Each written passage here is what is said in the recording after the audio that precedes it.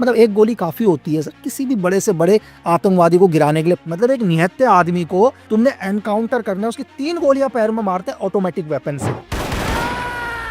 उसको जब लेके जा रहे थे वो गांव वालों को बोलता है कि मैं दोबारा आऊंगा आपके हक के लिए। पुलिस वालों को ये बात भी ईगो में लग गई कि यार हमने तो उसको 3 गोलियां मारी, साला फिर भी ये नहीं सुधर रहा। उसको ले जाने के बाद फिर एक माँ देख रही है, एक माँ के सामने आप उसके बेटे को गोलियां मार रहे हो सर।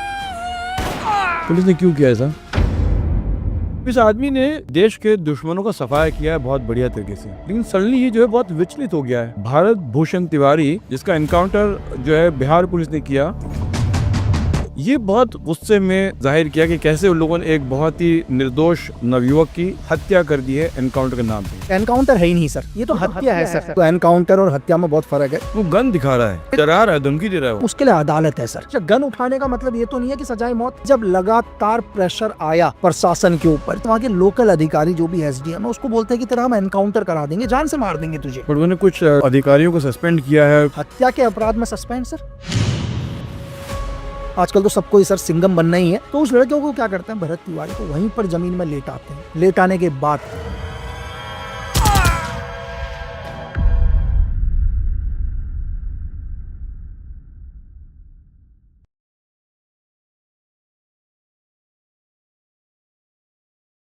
दोस्तों, एज फाइल्स पे आपका स्वागत है। आज मेरे सामने फिर से लकी सिंह बिष्ट मौजूद हैं। लकी के बारे में आप जानते हैं, लकी जो है आरडब्ल्यू के गुप्तचर विभाग के एक बहुत ही खास ऑपरेटिव रहे हैं। आप लोगों ने अगर मेरी किताबें पढ़ी हैं, रॉ हिटमैन 1 और रॉ हिटमैन 2, आपने उसमें लकी के बहुत से कारनामे पढ़े होंगे। अगर आपने नहीं पढ़े तो पढ़ लीजिए, किताबों का अनुवाद हिंदी में हो चुका है। आई हैव अ मैन जिसको मैं कहता हूँ is a combination of James Bond, Rambo, Jack Ryan, Jack Reacher. 4 heroes का कॉम्बिनेशन एक साथ है। अब इस आदमी ने देश की खातिर देश के दुश्मनों का सफाया किया है बहुत बढ़िया तरीके से, लेकिन सडनली ये जो है बहुत विचलित हो गया है। इसने एक एनकाउंटर, भारत भूषण तिवारी जिसका एनकाउंटर जो है बिहार पुलिस ने किया अभी पिछले दिनों, ये बहुत गुस्से में रोष में आके इसने जो है अपने बारे में जाहिर किया कि कैसे उन लोगों ने एक बहुत ही निर्दोष नवयुवक की हत्या कर दी है एनकाउंटर के नाम पे। मुझे लगा कि मुझे लकी से आके बात करना चाहिए कि सडनली इसको इतना गुस्सा क्यों आ गया है। लकी, बहुत स्वागत है आपका। थैंक यू सर जी। बिल्कुल। क्या हुआ लकी, इतना गुस्सा क्यों आ गया भारत तिवारी के एनकाउंटर पे आपको? नहीं सर, मतलब बात गुस्से की नहीं है। जैसे आपने बोला कि एनकाउंटर है ही नहीं सर। जी। देखो, एनकाउंटर और हत्या में बहुत फर्क है। ऐसा नहीं है कि इससे पहले मैं भरत भूषण तिवारी जी को मैं जानता था। पहली बार मैंने देखा, और जब मैंने पहली बार वो वीडियो देखा मुझे भी गुस्सा आया। गुस्सा पुलिस वालों पर नहीं आया है सर। अगर सच बोलो, गुस्सा आया मुझे भरत तिवारी जी के ऊपर कि एक वीडियो दिखा रहे हैं पुलिस वालों को। मैंने कहा क्या है यार इस देश के अंदर। तो क्योंकि मैंने पहली बार वीडियो देखा तो मुझे तो धरातल की कहानी ही नहीं पता। तो वीडियो करके मैंने छोड़ दिया सर। छोड़ने के बाद फिर शाम को दोबारा मेरे एक दोस्त का फोन आया और बोला यार ये देखना यार क्या हो रहा है देश के अंदर। अरे मैंने कहा यार क्या लोगों के ऊपर, मैंने कहा यार पुलिस वालों के ऊपर हथियार उठा रहे हैं। मैंने कहा यार तुम भाई पैरवी कर रहे हो। बोला भाई तुम्हारे को पूरा मैटर नहीं पता। एक्चुअली में क्या है सर, मैं आपको बताऊं, जी। आप मुझसे एलओसी के बाहर का कुछ भी पूछो। आप मुझसे पूछो कि बांग्लादेश के अंदर क्या चल रहा है, नेपाल के अंदर, पाकिस्तान के अंदर, श्रीलंका के अंदर, मिडिल ईस्ट में क्या चल रहा है, तो शायद मैं ज्यादा अच्छे से बता पाऊंगा सर। जिन्हें भारत के पड़ोसी मुल्कों के खिलाफ काम करते हैं हम। हाँ, मतलब हमारा काम ही वही है सर, वही का तो वहां पर हमारे को जितना अच्छा मैं इस देश के बारे में बता पाऊंगा, मैं आपको कह रहा हूँ, मैं उससे ज्यादा इन्फॉर्मेशन आपको उन देशों की दे दूंगा सर। क्योंकि जब से होश संभाला हम उन्हीं के बारे में रिसर्च कर रहे हैं, उन्हीं के बारे में पढ़ रहे हैं। इस देश के अंदर क्या हो रहा है नहीं मालूम है ना। तो मुझे सच बता रहा हूँ, मुझे बाकी लोगों के बाद पता चलता है कि देश के अंदर क्या हो रहा है, क्योंकि अपडेट ही नहीं है सर हमारा। मैं सुबह उठता हूँ या रात को सोते समय भी हम लोग कहते हैं मिडिल ईस्ट में क्या हो रहा है, आज रशिया क्या कर रहा है, यूक्रेन के अंदर क्या हुआ, यार पाकिस्तान के अंदर कौन सी मीटिंग हुई है, मुझे इस मीटिंग के बारे में बता। उसी अपडेट का तो यहाँ का कुछ भी नहीं पता। तो सेम जैसे हम दोबारा आते हैं तो मुझे भी गुस्सा आया किसके ऊपर, भरत तिवारी जी के ऊपर। लेकिन जब सर मैंने पूरी चीजों को देखा, यार मैंने कहा नहीं भाई, ये तो हत्या है सर, ये एक मर्डर है और पूरा प्लान से किया हुआ। और चलो कोई बात नहीं, देश के अंदर बहुत सारी हत्याएं होती हैं। वो गन दिखा रहा है, हाँ बिल नहीं सर, वही हम आएंगे। डरा रहा है, धमकी दे रहा है वो। नहीं, मुझे भी बिल्कुल आपके जैसे ही लगा। हाँ। जैसे आपको लगा या जिन लोगों को नहीं पता उनको भी यही चीज लगा, गन दिखा रहा है, डरा रहा है। हाँ। सर दिखाना डराना उसके लिए अदालत है सर। जी। गन उठाने का मतलब ये तो नहीं है कि सजाए मौत। हमारे देश में संविधान बना हुआ है, अगर किसी के पास इलीगल वेपन मिलता है, आप उसके ऊपर आर्म्स एक्ट लगाओगे सर, मुझसे ज्यादा लोग लॉ पढ़ते होंगे, वकील लोग बता देंगे कि हथियार रखने के ऊपर आर्म्स एक्ट लगता है, दफा 25 लगती है, आप उसमें सजा दो। अगर उसने वेपन के थ्रू किसी को डराने की कोशिश करी तो उसके लिए भी धाराएं हैं, उसने पुलिस वालों को डराने की कोशिश करी उसके लिए, लेकिन सजाए मौत नहीं है ना सर। नहीं, महात्मा गांधी का देश है, यहाँ सत्याग्रह करते हैं लोग, जो है खाना पीना बंद करते हैं, उपवास करते हैं लोग, जो है ऐसी सब चीजें करते हैं, ये वो भी कर सकता था ना, गन क्यों दिखा रहा है, मतलब मेरा पॉइंट ये था। हाँ सर, यही मैंने भी सोचा, जो आपने सोचा यही मैंने भी सोचा यार कि गन क्यों दिखाया। हाँ तो मैंने देखा यार कि नहीं भाई, पहले रिसर्च करेंगे यार, क्योंकि हमारे को एक ही चीज सिखाया है, रिसर्च एनालाइज करो, लोगों की बातों में मत आओ, फिर बात करो। RW का मतलब यही ना, research research and analyse analysis है ना सर, पहले जब तक हम खुद रिसर्च करेंगे। तो जी। जब कोरोना चल रहा था ना सर, हम्म, कोरोना चलते समय एक व्यक्ति, सोचो सर, यही लड़का भरत तिवारी देश के प्रधानमंत्री जी को लेटर लिखता है कि सर देश के अंदर कोरोना हो रहा है लोगों को, लेकिन आप मेरी बॉडी पर यूज कर लो वैक्सीन। अच्छा मतलब एक लड़का चिट्ठी लिखता है जी। कि आप सर ये पहली जो वैक्सीन है, अगर नहीं हो रहा है तो मैं अपना शरीर देने के लिए तैयार हूं, मेरे शरीर पर आप वैक्सीन यूज करो। एक लड़का सर इस देश के अंदर 700 किलोमीटर पैदल चल रहा है, पैदल यात्रा, कि देश को जोड़ो।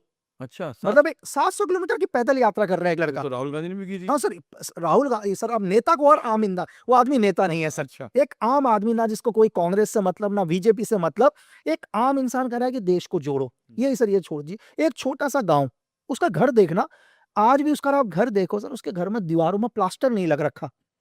और वो पिछले 5-6 साल से लगातार लोगों से क्या मांग कर रहा है सर, लोगों नहीं, गवर्नमेंट से कह रहा है सर कि हमारे गांव के अंदर बाढ़ आई थी पिछले साल, बाढ़ में हमारा गांव दह गया, तो हमारे गांव में जो भी सरकार ने वादे करे थे, जब लोग आप आए थे, आपने वादे करे थे, वो वादे निभा दो। कौन सा गांव था मेरे दर्शक? भोजपुर सर, बिहार के अंदर आरा डिस्ट्रिक्ट के अंदर शाहपुर एक डिस्ट्रिक्ट है, मैं भी नहीं गया, मैं भी पहली बार ही जा रहा हूँ सर। तो वो सिर्फ और 4 साल से लगातार एप्लीकेशन लिख रहा है। पूरे बाढ़ में पूरा बह गया, गांव बह गया। उसका गांव सर, छोटा सा गांव है सर, अच्छा बिल्कुल खत्म हो गए घर वगैरह। अच्छा अपने लिए नहीं लड़ रहा है सर, अपने गांव वालों के लिए। और आपने बोला कि गांधी जी के टाइम में, बिल्कुल गांधी जी के टाइम में लोग बैठते थे, वो 4 साल से एप्लीकेशन लिख रहे हैं। ऐसा नहीं है कि उसने आज ही हथियार उठा दिया सर, लगातार 4 साल, कहने के लिए मैंने सिर्फ 4 साल बोले तो 1 सेकंड में बोल दिया, लेकिन 4 साल बहुत लंबा समय होता है, हाँ 4 दिन लंबा समय हो जाता है, मतलब 4 साल की बात कर रहा हूँ। उसने अपने जितने भी अधिकारी थे, उन अधिकारियों को एप्लीकेशन दिए कागज के ऊपर, कोई समाधान नहीं मिल रहा। और उसके अच्छे कामों के लिए सर वहीं के प्रशासन, एसडीएम लोगों ने उसको इनाम भी दिया अच्छा कि ये लड़का बहुत अच्छा है। लेकिन क्या है कि जब लगातार प्रेशर आया प्रशासन के ऊपर चीजें, तो मैंने जो सुना कि वहां के लोकल अधिकारी जो भी एसडीएम है, उसको बोलते हैं कि तेरा हम एनकाउंटर करा देंगे, जान से मार देंगे तुझे। अच्छा धमकी दी थी उसको? धमकी दी उसको कि हम तुझे जान से मार देंगे भाई। अब कब की बात है ये? ये अभी उसने जब पिस्टल खरीदी हाँ उससे पहले की बात, अच्छा ऐसा नहीं है कि उसके पास हथियार था। हाँ अब एक अधिकारी उसको बोलता है कि भाई तेरे बहुत नाटक हुए, तेरे को हम जान से मार देंगे। कौन से लेवल का अधिकारी था वो? एसडीएम लेवल का अधिकारी। SDM level. अब वो कहता है यार मुझे जान से मार देंगे करके ना, मैं तो अन्याय के खिलाफ आवाज उठा रहा हूँ। वो लड़का अपने बेचारे गले की चैन, भगवान की मूर्ति को बेची पिस्टल खरीदता है सर, अच्छा है ना। और उससे पहले ऐसा नहीं है, उससे पहले उसको पता चल चुका था कि मैं मर जाऊंगा, अपने सोशल मीडिया में लिख चुका है। कैसे कि पता भाई, था? ऐसे पता कि उसने लिखा हुआ है कि मैं बचूंगा नहीं, मेरा बलिदान होगा, लेकिन तभी लोग सुनेंगे, अच्छा है ना सर। उसको पता है। और एक्चुअली ऐसा है, जो लोग कह रहे हैं ना हथियार, सबसे मैं अभी भी लोगों से ये कहना चाह रहा हूँ कि आप इस पॉडकास्ट को देखेंगे, आप अपनी मांग उठाओ, बोलना आपका हक है, लेकिन आप हथियार नहीं उठा सकते। अगर आप हथियार उठाओगे तो आपने जीवन में कितने भी अच्छे काम करे हो, वो एक हथियार के दम पर आपके सारे काम खत्म हो जाएंगे, फिर आप क्रिमिनल की लिस्ट में आ जाओगे सर, जैसे आप हथियार उठाओगे। भरत तिवारी ने अपने जीवन के अंदर 99 अच्छे काम करे सर, 100 में से सिर्फ एक वेपन उठाना। आज जो भी लोग हैं, सिर्फ उसके हाथ में वेपन था, उस वेपन के चक्कर में उसके 99 कामों को भूल जा रहे हैं कि यार इसने इतने अच्छे काम करे पिछले 4 साल। और आपको इंटरनल सोर्सेस और बताता हूं सर, मेरे इंटरनल सोर्सेस ने बोला है कि वहां के लोकल ठेकेदारों ने उसे 2 लाख 5 लाख का भी ऑफर दिया था कि यार तू बोलना छोड़, क्योंकि रोड की भी खुदाई कर दे रहा था वो, कि यार तुम रोड बनाकर गए हो, रोड के ऊपर तो पूरी मिट्टी मिट्टी है। तो वहां के लोकल लोगों ने भी उसको पैसे का ऑफर दिया, रिश्वत 2 लाख 5 लाख सर। वो चाहता तो 2-4-5 लाख रुपए रख भी सकता था, बहुत सारे लोग हैं आज भी। लेकिन फिर भी अगले ने क्या किया, आवाज उठाई। अब उसे पता था कि यार मुझे मार ही देंगे ये लोग, और लोग कह रहे हैं ना कि हथियार उठाना, तो हथियार उठाया उसने। लेकिन सर हथियार उठाना उसका मकसद नहीं था मारना। अगर मैं आपको ये बताऊं कि कई बार पुलिस वाले गए, अगर शायद 15 तारीख की बात है, सोमवार की सुबह 8 साढ़े 8 बजे पुलिस वाले उसके घर गए। घर जाने के बाद उसको बोला यार तू थाने चल, तो थाने के ऊपर नहीं गया सर वो। फिर दोबारा शायद 12 बजे दोबारा पुलिस वाले आए, सोमवार को ही। मंगलवार को भी पुलिस वाले उसके घर पर आए, लेकिन पुलिस वालों ने एक चीज डिसाइड कर लिया था कि इसका एनकाउंटर करना है। वो डिसाइड कर वो चुके। 2-3 बार गया क्यों नहीं जब उसको बुलाया गया तो? क्या चीज? जब नहीं, हाँ, ये क्यों नहीं गया, उसने एक ही चीज बोला कि मैं चलने के लिए तैयार हूँ, हुँ, लेकिन पहले आप उस आदमी को बुला दो जिसके पास डिसीजन पावर हो, कि उसने जो भी इस गांव से वादे करे हैं ना, उन वादों को निभा दे। उसकी एक ही मांग थी कि जब आप इलेक्शन में आए, जब भी आए, जो भी आपने हमारे गांव वालों से, हम लोगों से वादे रखे। कोई भी एक नेता आता है, लेकिन आपने वादे पूरे नहीं करे, या तो आप वादे ही पूरे मत करो, आप वादे मत करो कि हम लोग ये करेंगे, लेकिन जब आप वोट लेने आते हो, चीजें आते हो, गांव वालों से बहुत सारे वादे करके जाते हो, लेकिन आप वादे कभी नहीं निभाते। आज भी हमारे लोगों के पास खाने के लिए रोटी नहीं है, वहां लोगों के पास घर नहीं है, लोगों के गांव बाढ़ में खत्म हो गए, लेकिन देखने कोई नहीं आ रहा, जबकि वो अपने लिए नहीं उठा रहा सर। हुँ, तो उसके बाद क्या हुआ, अब आपको मैं बताता हूँ। उसके बाद जब लास्ट जिस दिन का एनकाउंटर हुआ, एनकाउंटर के बाद हुँ।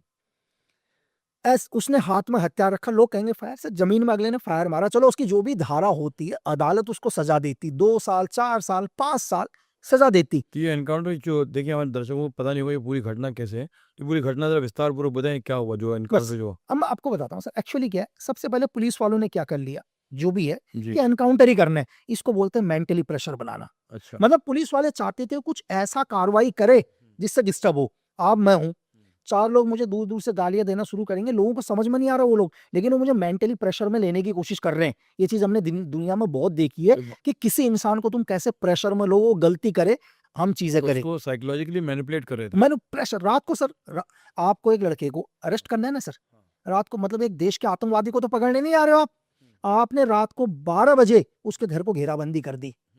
मतलब उसको मेंटली ये दिखाने की कोशिश कर रहे हैं। अच्छा, मैं आपसे ही पूछता हूँ सर, ये देश के किसी भी इंसान से ये पूछता हूँ कि आज रात को आपके घर को हथियारबंद पुलिस चारों तरफ से घेर ले, आप सो पाओगे सर?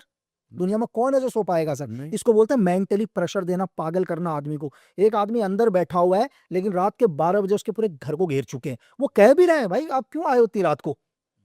वो छत से कह रहा है आप क्यों आए हो? तो पुलिस वाले उसके घर को घेर रहे हैं, यानी कि मेंटली डिस्टर्ब करना। फ़ोन दिया किसी अपने दोस्त को, मोबाइल मोबाइल का ज़माना है, सर फ़ोन कर लेता। सर जी, ये तो शायद आज हमें पता चल रहा है, मुझे तो उस गाँव का भी नाम नहीं पता था अच्छा। कि हमारे देश में गाँव भी है ये।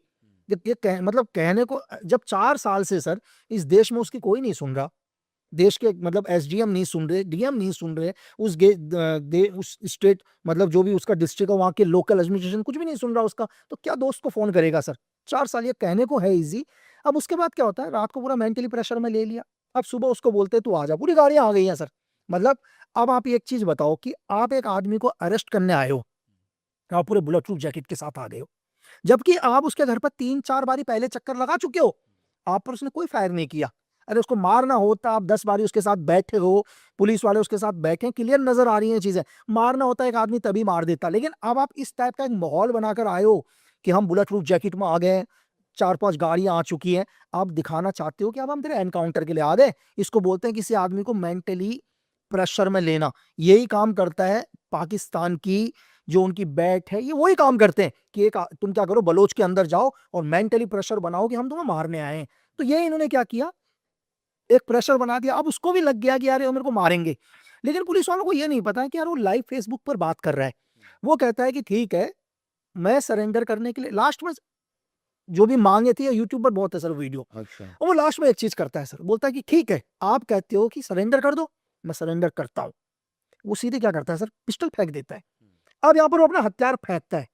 हथियार फेंकने के बाद जो वहां पर पुलिस टीम आती है, उसकी माँ वहां से देख रही है, उसी की माँ, गांव वाले देख रहे हैं। पुलिस वालों को लगा यार कि एक छोटा सा गांव है, 4 घर हैं इसमें, क्यों आजकल तो सबको ही सर सिंघम बनना ही है। हुँ, तो उस लड़के को क्या करते हैं, भरत तिवारी को वहीं पर जमीन में लेटाते हैं। लेटाने के बाद 3 गोलियां मारते हैं पैर पर। हुँ। मतलब एक निहत्थे आदमी को तुमने एनकाउंटर करना है, उसकी 3 गोलियां पैर में मारते हैं ऑटोमेटिक वेपन से। मतलब पुलिस वालों के पास या लोकल कट्टा तो होगा नहीं, एसटीएफ है तो AK-47 लेके आई होगी, या ग्लॉक पिस्टल होगी वहां के थाना अध्यक्ष के पास, या इंसास राइफल होगी। मतलब एक गोली काफी होती है सर किसी भी बड़े से बड़े आतंकवादी को गिराने के लिए। पैर में एक गोली मार दो, इस हत्यार का उठेगा नहीं। 3 गोलियां मारती हैं उसके पैर में। 3 गोलियां लगने के बाद भी उसको जब लेके जा रहे थे, तो लोकल सोर्स बताते हैं मेरे को कि भाई वो गांव वालों को बोलता है कि मैं दोबारा आऊंगा आपके हक के लिए। ठीक है सर। तो ये बात भी ईगो में लगती है, लोग मतलब पुलिस वालों को ये बात भी ईगो में लग गई कि यार हमने तो उसको 3 गोलियां मारी, साला फिर भी ये नहीं सुधर रहा। फिर गाड़ी उसको ले जाने के बाद फिर गोली मारी उसको। ले जाने के बाद कहाँ ले जाने के बाद? जैसे ही मतलब गाड़ी में लेके जा रहे तो ले जाने के बाद फिर गोली मारी, यानी कि 4 गोली मार दी। पैरों तीन में? मतलब अपनी 3 पैरों में क्यों मारी वो भी मैं बताऊंगा सर, कि यार भाई कमर के ऊपर क्यों नहीं गोली मारी, हाँ। जब किसी आदमी को मारना ही था। अब लोग कहेंगे यार कि अगर एनकाउंटर ही करना था तो कमर के ऊपर मार देते, नहीं, वो भी तरीका है सर, क्योंकि कल ये केस अदालत में जाएगा, बोलेंगे यार हमने तो सर आत्मरक्षा में गोली मारी है पैरों में। अरे किस बात की आत्मरक्षा है यार, उस आदमी ने हथियार फेंक दिया। वो तो कहते हैं कि ईश्वर कहीं ना कोई एविडेंस छोड़ देता है, वो दुनिया को दिख गया कि वो पिस्टल फेंकते हुए, नहीं तो जीवन में कभी प्रूफ ही नहीं होता सर कि उसने वेपन भी फेंका। तो 4 गोलियां कमर से ऊपर, एक भी गोली इसलिए नहीं मारी क्योंकि कमर से ऊपर गोली मारते तुम बोलते यार कि हमने तो जान से मारने की कोशिश करी है तब कमर से ऊपर मारी है। तो भाई बॉडी के किसी भी हिस्से में, चाहे कमर से ऊपर मारो, कहीं भी मारो, जब तक आपकी बॉडी के अंदर ब्लड है तब तक आप नहीं मरोगे, चाहे गोली कहीं पर भी लगी हो। तो उन्होंने क्या किया सर, 4 गोलियां मारी, उनको पता है कि 4 गोलियां लगने के बाद खून बहेगा, है ना। अब हम भी अगर ऑपरेशन में जाते हैं, पुलिस वालों का ऑपरेशन मुझे नहीं पता, हम लोग भी कहीं भी जा रहे हैं, ये भी एक ऑपरेशन ही समझूंगा मैं, चलो लोकल पुलिस का तो पुलिस का भी ऑपरेशन है। तो शायद जब ये पुलिस वाले निकले होंगे, इन्हें एसएचओ ने ब्रीफ किया होगा कि हम जा रहे हैं ऐसे ऐसे, आज हमारी मुठभेड़ हो सकती है, और हमारे जिस गांव के अंदर हम जा रहे हैं वहां से 2 किलोमीटर 5 किलोमीटर पर एक हॉस्पिटल है। ब्रीफ होता है क्योंकि जरूरत पड़ जाए हॉस्पिटल की, दूसरी पुलिस फोर्स की, फायर ब्रिगेड की, तो सारा ब्रीफ किया जाता है। लेकिन इनको पता है कि 2 किलोमीटर दूरी पर जो हॉस्पिटल है ना, उस हॉस्पिटल में गोली की इंजरी का इलाज नहीं होता, वो उनको पता है, वो ब्रीफ में। उनको ये भी पता है कि हम वहां से आरा लेके जाएंगे, वहां भी इलाज नहीं होगा, ये सब उन्हें पता है सर। जब आपको पता है कि 2 किलोमीटर दूरी पर जो हॉस्पिटल है, उस हॉस्पिटल में 4 बुलेट ऑटोमेटिक वेपन से लगे हुए का इलाज नहीं होगा, फिर भी आप जानबूझ के उस हॉस्पिटल में लेकर गए ताकि हम दुनिया को दिखाएं यार कि हम तो हॉस्पिटल लेकर गए थे। आप ब्लड निकलने दे रहे हो एक आदमी के, अगर वहां से आप आधे घंटे में पहुंचे, एक लड़के का कंटिन्यू ब्लड निकल रहा है, और आपको पहले से पता है, हमने फॉर्मेलिटीज पूरी कर दी, हॉस्पिटल के अंदर लेकर गए, क्योंकि कल हम बोलेंगे हम तो हॉस्पिटल लेकर गए, लेकिन आपको पहले से पता है इस हॉस्पिटल में तो ढंग से सर दर्द का इलाज नहीं होता, या बुलेट इंजरी कहां से होगी, फिर डॉक्टर ने जैसा, अरे नहीं ये इलाज यहाँ नहीं हो पाएगा, आप दूसरे हॉस्पिटल लेके जाओ, फिर वहां से आरा लेके जाते हैं। उनको वहां भी पता है कि यार यहाँ का इलाज आरा कितनी दूर है वहां से? वहां से लगभग शायद इनको लगा था आधा घंटे के समथिंग, जो भी डिस्टेंस है वो लगा, ये दूसरे हॉस्पिटल लेके जाते ये हैं ब्लीड करता रहा, इसका खून बहता रहा। वो जानबूझ के सर, ताकि मतलब ब्लड निकल जा रहे, क्योंकि एक आदमी की बॉडी के अंदर 5-5.5 लीटर ब्लड है, सबको पता है अगर 3 लीटर के आसपास ब्लड निकल जाएगा तो नहीं बचेगा इंसान। ये तरीका होता है सर मारने का, ये तरीका है। अगर आपने, अब आप ही सोचो सर, चलो उस आदमी को जिंदा पकड़ लेते, वो कल अदालत में क्या बोलता, तुमने 4 गोलियां क्यों मारी, अरे यार एक गोली मार दी ना उसके पैर में, तो 3 गोलियां और क्यों मारी पैर के ऊपर। भाग रहा था, भागने की कोशिश कर रहा है, एक्सप्लेनेशन ये है कि शायद वो फिर भी फरार होने की कोशिश कर रहा था। सर 2 गोलियों के बाद मुझे दुनिया का कोई आदमी बता दे सर, हिंदुस्तान का कोई आदमी बता दे जिसके पैर में 2 बुलेट लगी हो ऑटोमेटिक वेपन की, वो आदमी सर 10 मीटर आगे चला जाए सर।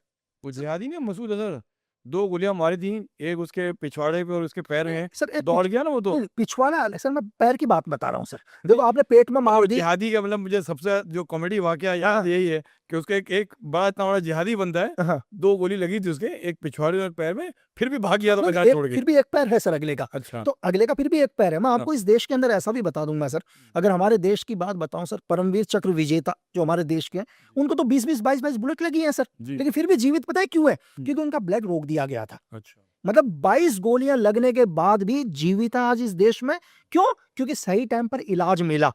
तो यहाँ आप मेरी बात समझ रहे हैं, मेरा कहने का मतलब है कि ब्लड को निकलने दिया। अब आप बताइए सर, ये हत्या है या ये एनकाउंटर है सर, अब आप बताओ क्या है सर हत्या। और आप सर एक माँ देख रही है, एक माँ के सामने आप उसके बेटे को गोलियां मार रहे हो सर। पुलिस ने क्यों किया ऐसा आपके हिसाब से? सर अगर पुलिस ये चीज, अब आज के टाइम में हर आदमी को क्या है सर, एक तो क्या है, पिक्चरें बहुत है ना सर, बहुत पिक्चरें देख ली कि हर आदमी को क्या बनना है आज के टाइम में, जो आती है हमारी टीवी के अंदर, सिंघम बनना है भाई हम तो, हमारे नाम के आगे लिखना हो फलाना फलाना 15 एनकाउंटर, फलाना फलाना 20 एनकाउंटर, मतलब हम लोग एक एनकाउंटर स्पेशलिस्ट हों, हमारे को आउट ऑफ टर्म प्रमोशन मिले, है ना, एनकाउंटर करने की वजह से। एनकाउंटर करने की वजह से। भाई एनकाउंटर आप किसका कर रहे हो यार, आप उस व्यक्ति का एनकाउंटर कर रहे हो जो पिछले 5 साल से आप लोगों के लिए ही आवाज उठा रहा है। एक चीज है सर, मैं आपको ये एक चीज और कहना चाहूंगा कि इससे मुझे एक चीज लगा, जैसे आपने बोला ना सर कि यार आज तक हमने नहीं बोला कि हमारे देश के अंदर भी सर अंग्रेजों ने 190 साल तक राज किया, लेकिन गोलियां चलाने वाले हिंदुस्तानी थे सर, मतलब अंग्रेजों ने गोलियां नहीं चलाई थी, शहीद भगत सिंह को अगर फांसी में चढ़ाया गया था ना सर, तो शायद इसने लीवर खींचा था ना सर, वो हिंदुस्तानी था सर। सिर्फ अंग्रेजों ने ऑर्डर्स दिए थे सर। आज भी हिंदुस्तानियों ने ही गोली चलाई होगी सर। जलियांवाला बाग में जलियांवाला बाग में देखो जिन्होंने गोलियां चलाई ना जनरल डायर को छोड़कर, हाँ। वो सारे हिंदुस्तानी थे सर। करेक्ट। बस अब आप देखना सर, आने वाले टाइम में शायद आपको इस केस के रिजल्ट नजर आएगा सामने ही। लेकिन वो कभी आपको सामने नजर नहीं आएंगे जिन्होंने ऑर्डर दिए। ये जो सडनली पूरे सोशल मीडिया में उसको भगत सिंह कह रहे हैं, भगत सिंह क्यों कह रहे हैं इसको लोग? अच्छा, भगत सिंह जी की क्या मांग थी सर? जी भ्रष्टाचार के खिलाफ। जी मतलब सिर्फ चाहे वो अंग्रेज हो या दुनिया में कोई भी हो, हाँ। मतलब हमें आजादी चाहिए, हमें हमारे लोगों का अधिकार चाहिए, यही तो था सर भगत सिंह जी का भी। वो अगला ये बोलता है कि मुझे लोगों का, वो अपने लिए नहीं बोल रहा, उसने किसी से ये नहीं कहा यार तुम मुझे सरकारी नौकरी दो, तुम मुझे ये दो। उसने बोला कि यार जो आप लोगों ने वादे करें उन वादों को निभाओ सर। वो सिर्फ अपने और अपने लिए नहीं, पूरे समाज के लिए। तो यही चीज, यही मांग शायद भगत सिंह जी की हमने कभी देखा नहीं सर, हमने भी पढ़ाई है बुकों में। उन्होंने कहा कि उन्होंने जो बॉम्ब ब्लास्ट डाला था उससे ताकि लोग के ध्यान से आकर्षित हो। आकर्षित हो, हाँ, सिर्फ इसको चीज। मारना नहीं चाहते, हिंसा उनका मकसद नहीं था, सर सिर्फ अटेंशन ड्राइव करना चाहते थे। शायद आप अपने इस वीडियो में अगर जब भी आपका ये होगा तो एक क्लिप और डाल देना सर। जी वो क्लिप भी मुझे याद आ गई उसकी, मैंने क्लिप देखी सर। उस क्लिप में पता है क्या बोलता है सर? वो क्लिप में बोलता है कि यार आप तो सब मेरे हिंदुस्तानी हो।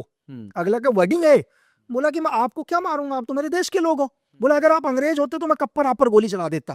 ये क्लिप एक बार आप डाल देना, ये मरने से पहले की है उसकी, अभी उस दिन की नहीं है, ये 5-6 दिन पहले की या 2-3 दिन पहले की क्लिप होगी। कि बोला कि यार मैं, आप तो सब हिंदुस्तानियों में अपने देश वालों के ऊपर तो गोली चला ही नहीं सकता। एक आदमी की मानसिकता सोचो सर, वो कह रहा है कि मैं अपने देश वालों के ऊपर गोली तो चला ही नहीं सकता, अगर आप अंग्रेज होते तो मैं कब का आपको सबक सिखा देता। तो एक, अब आप ये बताओ, एक इंसान की सोच सर। तो मैं जानना चाह रहा हूँ कि ये सरकार तो अभी नई नहीं आई है ना, जो सम्राट चौधरी जो बने हैं सीएम, ये थोड़ा रुक जाते हैं, थोड़ा उनको समय देते हैं, भाई अभी अभी अभी तो बने हैं सीएम, ये कुछ काम कर लेंगे, तो इतनी जल्दबाजी में सब क्या हो गया मतलब? सर देखो एक्चुअली क्या होता है, बहुत सारे लोगों का गुस्सा जायज है सर। हाँ बहुत सारे लोगों का जो अलग अलग है, वो लोग भी सर, क्या होता है किसी भी प्रदेश का, मैं बात बिहार का नहीं कर रहा हूँ ना, दुनिया में मेरा किसी पॉलिटिकल पार्टी से कोई मतलब है सर, किसी भी पॉलिटिकल पार्टी। आज तो शायद ये जो बिहार के अंदर हुआ है वहां भी बीजेपी गवर्नमेंट है, तो मैंने दुनिया में यही बोला कि हम सिर्फ बात देश की करते हैं, गवर्नमेंट से कोई मतलब नहीं सर। बीजेपी अच्छा काम करेगी हम हमेशा बात करेंगे, खराब काम होगा हम उसके अगेंस्ट बात करेंगे सर। एक्चुअली क्या है कि किसी भी प्रदेश का मुख्यमंत्री हो, देखो सर धरातल पर हर जगह वो नहीं होते। आज मैं अपने ऊपर उदाहरण लेता हूं कि अगर आज मैं अपने घर में बैठा हूं और मेरे घर का जो गार्ड है वो मेरे पास आके कहता है कि यार लक्की सर गेट के ऊपर आदमी देखो, एक आदमी बार बार आ रहा है, बंदूक दिखा रहा है, मैं क्या बोलूंगा? यार मारो साले को, यही तो बोलूंगा। लेकिन वो गार्ड मुझे नहीं बता रहा है कि सच में कहानी क्या है। सच में कहानी वो ये नहीं बता रहा है कि हमने इसको परेशान कर रखा है, इसके घर वालों को परेशान कर रखा है, मोहल्ले को, मुझे अधूरा सच बता रहा है वो। तो क्या है, यही भरत तिवारी जो पिछले 4-5 साल से लगातार समाज के लिए मांग उठा रहा है। लोकल पुलिस है, लोकल अधिकारी हैं, कभी भी बात आगे नहीं जाने दी। जैसे मैंने आपको बताया कोरोना के टाइम से लगातार जिसने 700 किलोमीटर का पद यात्रा भी करी, वो हो गया परेशान सर, बोला यार ये नहीं सुनेंगे, बोला भाई मेरा मरना तय है, तभी लोग आवाज सुनेंगे। अगला आपने लिख चुका है कि मेरे प्राण जाएंगे करके।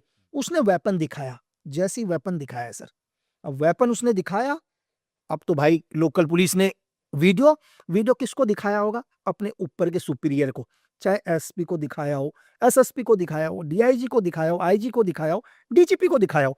सपोज करो कि ये वीडियो डीजीपी तक जाता है, एक प्रदेश के डीजीपी जो बिहार के शायद 9-10 करोड़ की पॉपुलेशन को लॉ एंड ऑर्डर मेंटेन करने, एक डीजीपी को पता नहीं है ग्राउंड पर क्या है, सच में क्या है। वो सच में भी एक वीडियो देख रहे हैं सर, जो कम्युनिकेशन गैप रहा होगा, ये मेरी थ्योरी है जिस हिसाब से हम लोग काम करते हैं, कि कहाँ एक डीजीपी ने दिखाया यार, बोला मेरे पुलिस वालों के ऊपर वेपन डाल रहे एक आदमी। जैसे स्टार्टिंग में मुझे दिखा था, जब मैंने पहली बार वीडियो देखा तो मुझे गुस्सा आया। तो जब ये बात मुख्यमंत्री तक पहुंची तो मुख्यमंत्री स्टेटमेंट, बोला यार पुलिस वालों को हथियार दिखा रहे हैं।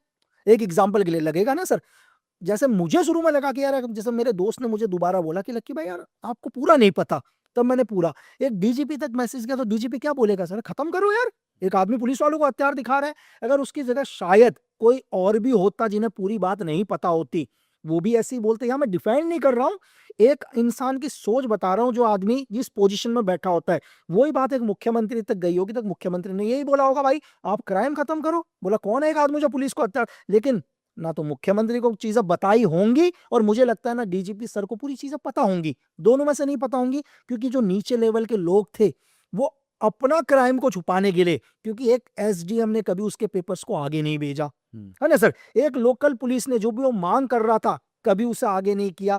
जो लोकल पॉलिटिशियन थे उन्होंने कभी वो चीजें आगे नहीं जाने दी। तो उन इन सब की गलतियों को किसने चुकाया सर? एक इंसान ने चुकाया। बट उन्होंने कुछ लोग अधिकारियों को सस्पेंड किया है, कुछ अच्छा जुडिशियल इंक्वायरी इंस्टीट्यूट की उन्होंने। सर, क्या हत्या, मैं आपसे यही पूछ रहा हूँ, क्या हत्या के अपराध में सस्पेंड सर इस देश में? मतलब आप बोलो कि यार तू हत्या कर ले, तुम हम सस्पेंड कर देंगे तो इंक्वायरी चल रही है ना, उसके सर। बाद इनको तब सामने आएंगे। सर एक एफआईआर करा ना सर, चलो तब की तब आएंगे ना सर। आप एक एफआईआर दर्ज करो, आप आईपीसी 302 आजकल शायद चेंज होके 103 हो चुकी है, बीएनएस 103 हो चुकी है। आप उनके ऊपर 103 का मुकदमा दर्ज कराओ, हत्या का मुकदमा दर्ज कराओ सर। ठीक है, अगर लगता है वो निर्दोष है तो छूट जाएंगे। मतलब एक आदमी अगर पुलिस में है या पुलिस की ड्यूटी कर रहा है, अगर वो किसी की हत्या कर दे तो बोले यार सस्पेंड करे, तो न्याय नहीं हुआ सर। रिटायर्ड जज अपनी रिपोर्ट देंगे, सर उसमें जब साबित होगा कि उन्होंने हत्या के साबित हुई है, तब उन पे एफआईआर दर्ज की जाएगी ना। अभी तो जो हमारे देश का जो नियम है, जो तरीका है कि पहले इंक्वायरी होती है, उसके बाद जो सामने रिपोर्ट आती है उसके हिसाब से। नहीं सर, नहीं, बाकी केसों में एफआईआर पहले हो जाती है।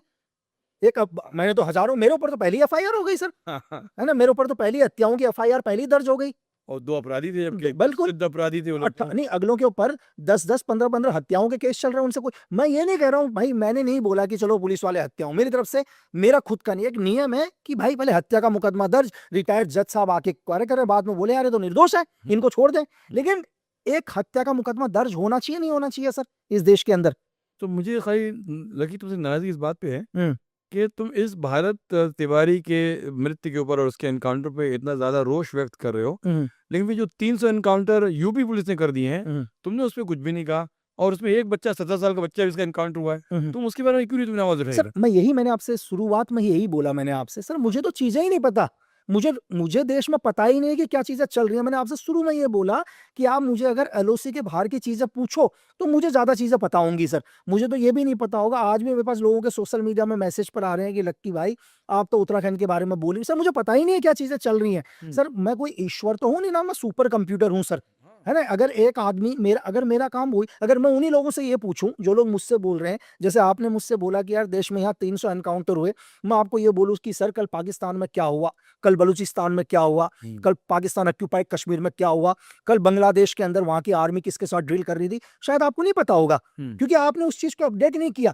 तो हर आदमी को हर चीज के बारे में जानकारी नहीं है सर, हर चीज के बारे में नहीं है जानकारी, मुझे नहीं है। मुझे भी, हाँ ये जरूर मुझे पता है कि यूपी के अंदर एनकाउंटर हुए।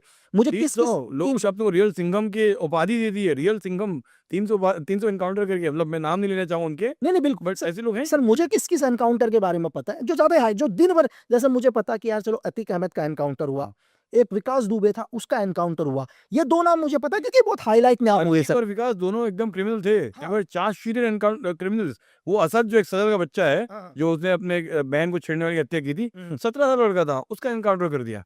मैं ऐसे लोगों की बात कर रहा हूँ, वो तो कोई बड़ा अपराधी नहीं, एक सूर्य उसने जिससे बहन की छेड़छाड़ का मामला था, ऐसे एनकाउंटर के बाद अतीक अहमद ऑफ कोर्स वो क्रिमिनल है, विकास दुबे वाकई इस तरह केस थे, ये सब बड़े बड़े क्रिमिनल्स हैं। मैं उनकी बात करूँ जिनके अपराध सिद्ध नहीं हुए, या जो एक आध अपराध के मामले में थे, आप उनका एनकाउंटर हो गया।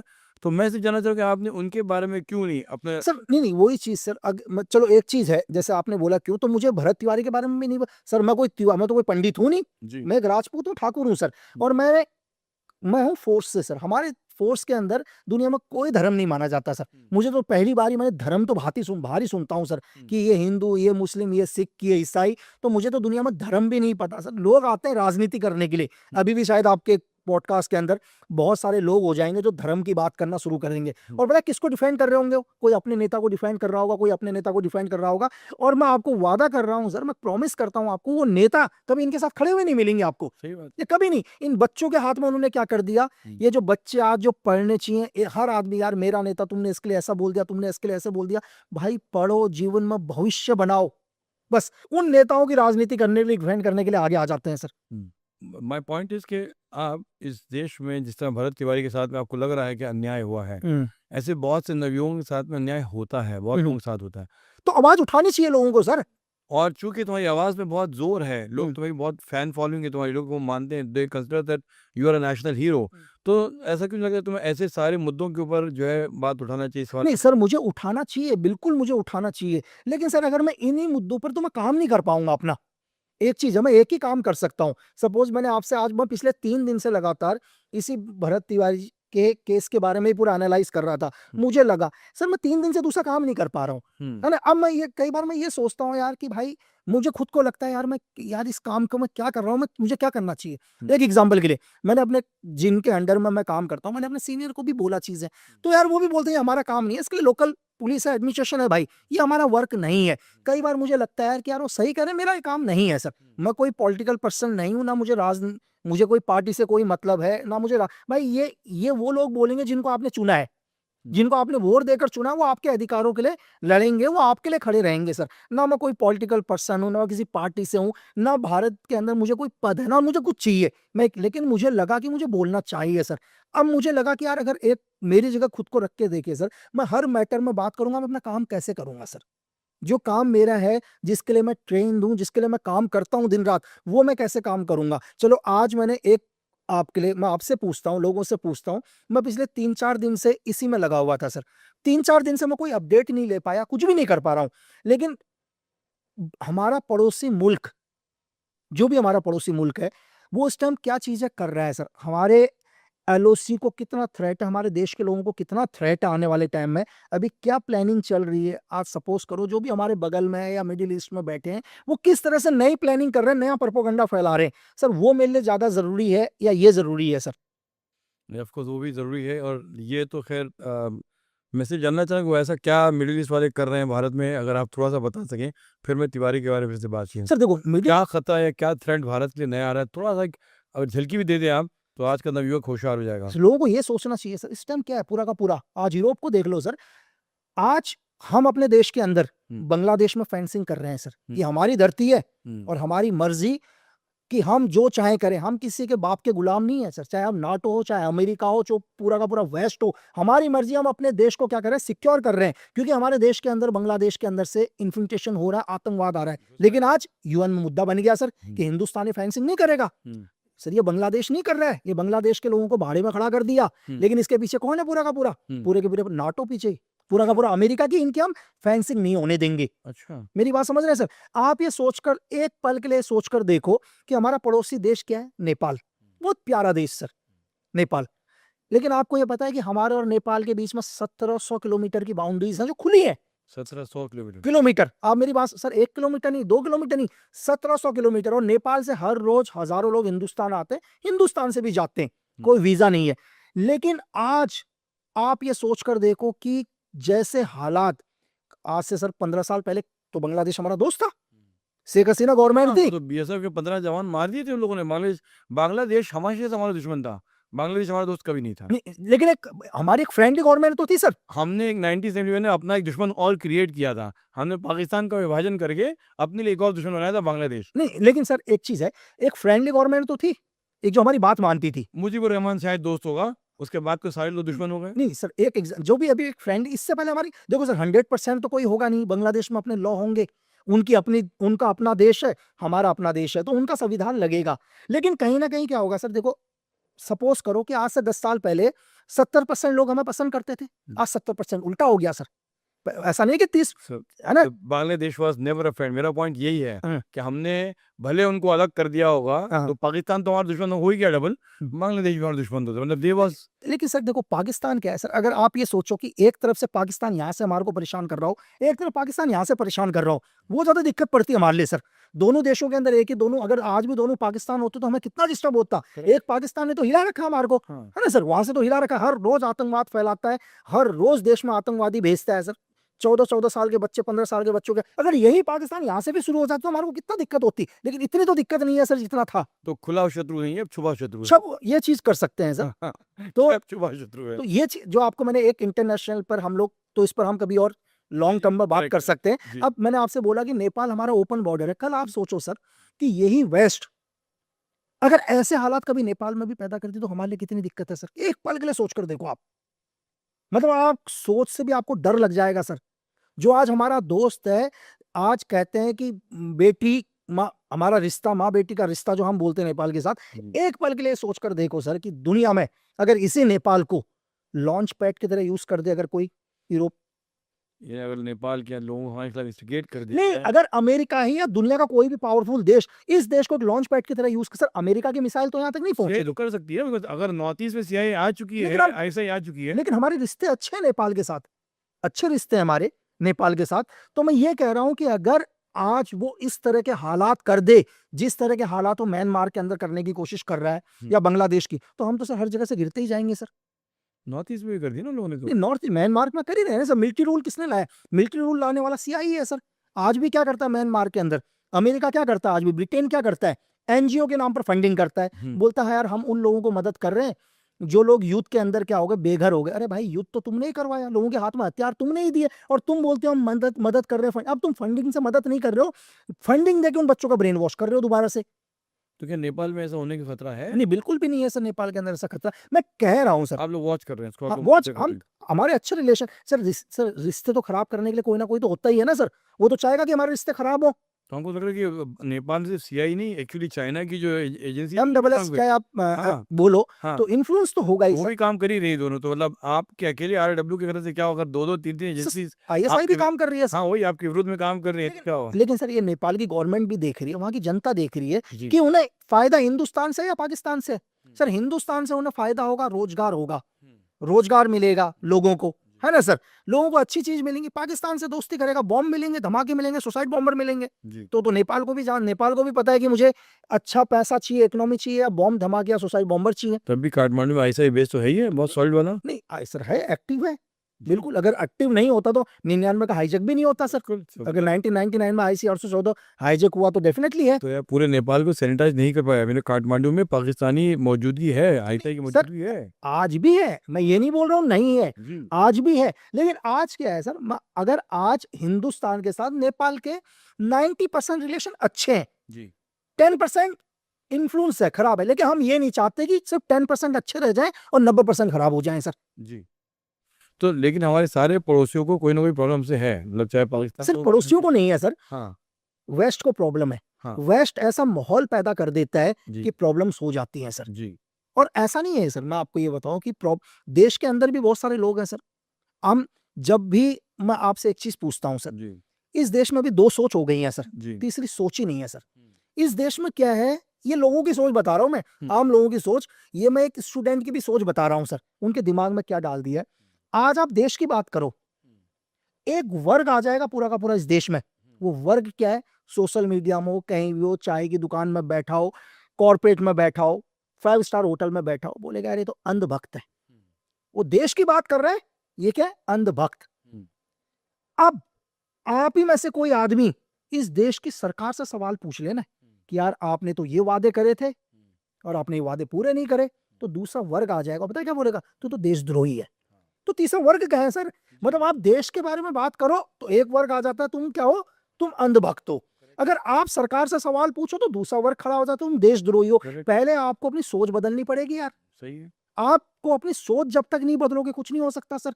ना तो एक आदमी को आप देश के बारे में बात करने दे रहे हो देश के पक्ष में, ना एक आदमी को आप सरकार से सवाल पूछने दे रहे हो।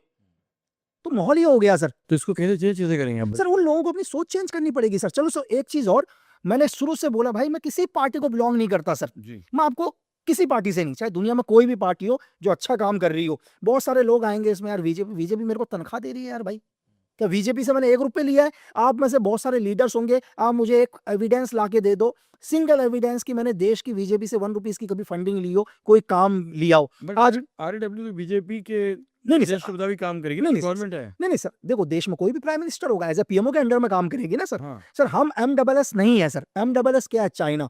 MSS का एक ही काम है कि अपनी कम्युनिस्ट को सेव करना, अपनी सरकार को सेव करना। ये हमारे पड़ोसी मुल्क चाइना की MSS करती है कि कम्युनिस्ट के अगेंस्ट अगर कोई भी खड़ा हो रहा है उसे खत्म करो। RNW सर हमारा काम है एक्सटर्नल काम करना सर, देश से बाहर काम करना सर, आतंकवाद के खिलाफ काम करना। जो भी इस देश के खिलाफ प्लानिंग कर रहा है एंटी एलिमेंट्स, उनका पॉलिटिक्स से कोई काम नहीं है सर। और दूसरा क्या है सर, फिर हम आ जाते हैं इसी बात में कि एक आदमी बोलता है कि यार तुम तो अंधभक्त हो, मतलब क्या हो, तुम बीजेपी सपोर्टर हो। चलो एक एग्जांपल, एक आदमी बीजेपी को सपोर्ट करता है, हमारे को पॉलिटिक्स में मैं ज्यादा नहीं आऊंगा क्योंकि ये फिर पॉलिटिक्स हो जाता है, सिर्फ मैं समझाने की कोशिश कर रहा हूँ लोगों की मानसिकता कि तुम अंधभक्त यानी कि तुम बीजेपी को सपोर्ट करो। अच्छा भाई, तू भी किसी को वोट देता होगा दुनिया में, चल एक आदमी इस देश में यार हर आदमी को वोट डालने का अधिकार है, तो एक आदमी जो बीजेपी को वोट दे रहा है वो अंधभक्त, तो जो दूसरा आदमी है वो किसी ना किसी तो पार्टी को दे रहा होगा सर, चाहे कांग्रेस को दे रहा हो, है ना सर, चाहे सपा को दे रहा हो, हिंदुस्तान के अंदर, तो तुम क्या हो सर? एक को आप अंधभक्त कह देते हो क्योंकि आप बीजेपी के सपोर्ट में हो, तो दूसरा तो कुछ होगा सर। मैं यहाँ बीजेपी को डिफाइन नहीं कर रहा हूँ और मैं ये नहीं बोल रहा हूँ कि दुनिया के अंदर बीजेपी के अंदर सब लोग अच्छे होंगे, सब लोग अगर अच्छे होते तो देश ही बदल चुका होता सर।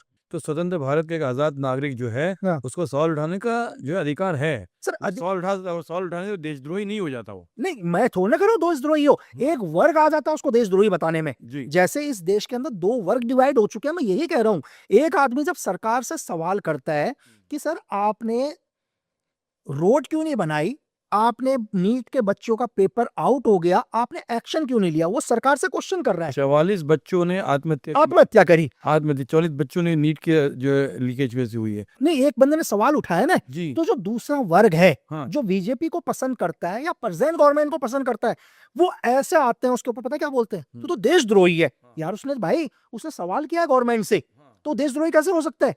लेकिन फिर क्या है, जब वही आदमी किसी अच्छे काम के लिए, सपोज करो कि अगर प्रेजेंट गवर्नमेंट ने कोई अच्छा काम किया, कुछ भी किया हो, वो अगर प्रेजेंट गवर्नमेंट की बात करता है तो बोलता है तू तो अंधभक्त हो गया। तो सर यहाँ दोनों ही गलत है सर, यहाँ आप एक को दोष नहीं दे सकते हो, यहाँ दोनों गलत है। जब तक ये दोनों की सोच चेंज नहीं होगी, जब तक कुछ नहीं हो सकता है सर। ये सोच बदलनी पड़ेगी, कैसे बदलेंगे हम? दोनों को ही बदलना पड़ेगा सर। देखो सबसे पहले तो क्या है यार भाई, आप किसी को भगवान मत बनाओ। धरती में कोई भी हो जो इंसान पैदा हुआ है उसको इंसान ही रहने दो सर।